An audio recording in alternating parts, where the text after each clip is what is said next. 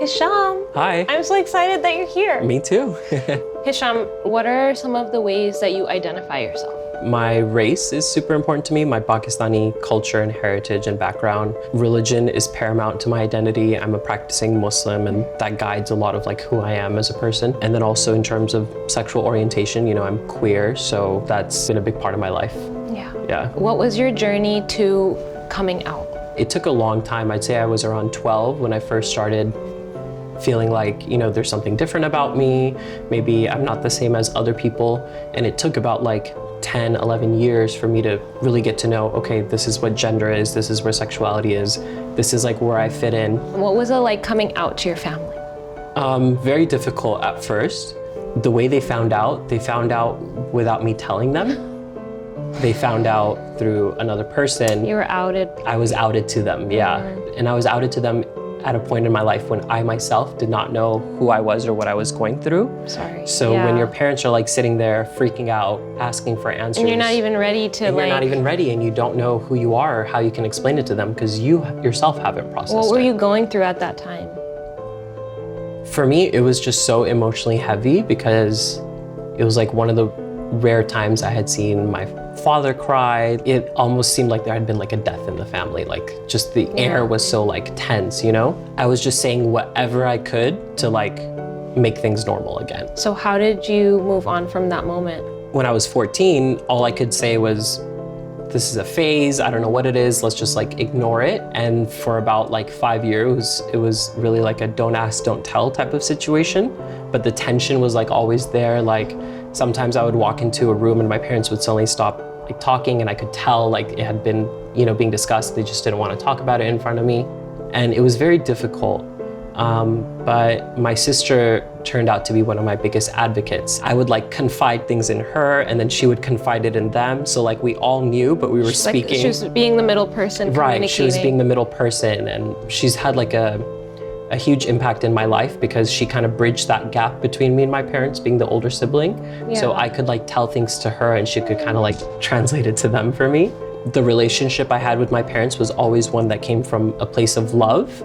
It was never anything like against me. It was just their confusion and my confusion kind of mixed up all together. How was your mental health during all this time? It was pretty bad. I mean, when you're like 14 and you feel like you don't have any friends or family that you can talk to, when you feel like you can't go to a religious leader and there's literally no outlet, what do? I felt like the only way I could cope was by numbing. By really just like shutting down my emotions, making everything a joke. On the outside, a lot of people really never maybe could have placed that there was anything wrong because I had always been so in tune with other people's emotions that I was really good at masking mine. When I got a lot older, like around 22, 23, I would wake up and I'd be like, I don't want to live this life.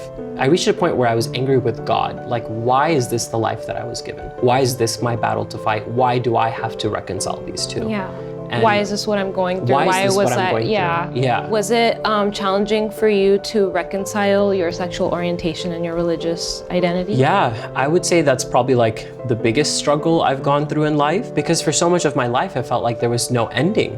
I really felt like these were two such polar opposites of my life that would never be able to coincide inside the same body. I literally felt like it was like ripping me in half, because I felt like at the end of the day, I will either have to give up my faith so that I can be who I am freely in terms of sexuality, or I felt like I would have to live in the closet for the rest of my life so that I could fit in around Muslims more comfortably.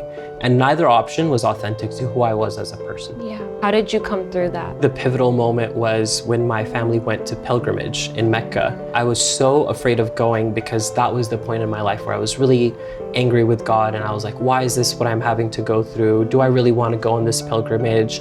What if I go there and I don't feel anything? I walked up there to the Kaaba, which is the house of God, and I was like, all right, this is it. This is the moment of reckoning. I'm here. Who am I? What do I feel? What do we want to talk about? Type of thing, you know? I'm here. Yeah, I'm here. And I was like, okay, I don't know where to begin, so I'll just start with gratitude. The gratitude just started pouring out of me when I was standing there. And then I hit like this wall, because it was like, okay, I can thank God for everything, the good and the bad, because I feel like at the end of the day, it has some kind of reason or purpose, and it's made me who I am today. But the one thing I couldn't thank him for was my sexuality. And that was just like where it kind of clicked for me. Like, why am I feeling shame? Like, this is a full transparency moment. Wait a second. I'm seen right now. I'm seen right now. Like, as I am. As I am, 100%. Yeah, the shame is mine. I'm the one. The shame is mine, Yeah. exactly. And I'm feeling it in front of someone who knows me better than I know myself. This is something that came from him. Like, it's as intentional as the color of my hair. So that's when I kind of just like reversed in my head, when it was like, okay, well, if there's any shame around who I am, that comes either from me or from other people, but it's not coming from there. So that's, from that moment, I just like left with like such a different outlook on life. When you came back, you wrote about this in Them magazine. I kind of needed to put it out there into the world for myself, really, to say, this is who I am. Yeah. I've figured it out. Yeah. And this is how I want to walk in this world and through my life. And then more importantly, I felt like there were people, so many people out there who were like me, of different faiths, who were struggling to reconcile their sexuality. Yeah. And I felt like it was a story they needed to hear. I kind of wanted to show at least some glimmer of hope that like, if one person can figure it out, maybe someone else out there can too. What was the response to the article? It still blows my mind to this day, because I was seriously expecting some level of backlash or whatever it may be, but out of like the thousands of comments and messages that I've received, to this day, I have not received a single negative one.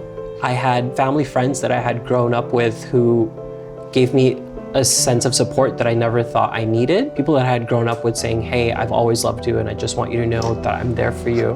And the one that I feel like is more important than anything else that's happened to me in my life is my parents and the support that they gave me with this article. And my mom sitting down and like apologizing that she wasn't able to be there for me as a child in a way that I needed her. Oh my God. And felt like this whole span of my life I had gone without the love and comfort that I needed. And all of a sudden it came pouring in from all over the world all at once. What do you wish people knew about being Muslim and LGBTQ? I wish people would stop doubting that we know who we are. A lot of times people might think that sexuality is just slightly like sexual perversion, or you're just slightly off.